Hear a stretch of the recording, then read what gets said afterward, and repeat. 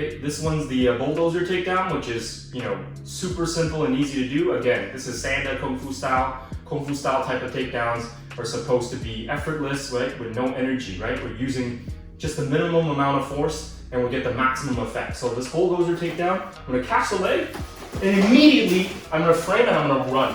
I'm gonna run all the way out of the low tie, out of the lei tai. And then it's gonna be a ring out for him and it's gonna be a score for me. So once I catch the foot, I'm just gonna run and push and eventually he's just gonna fall.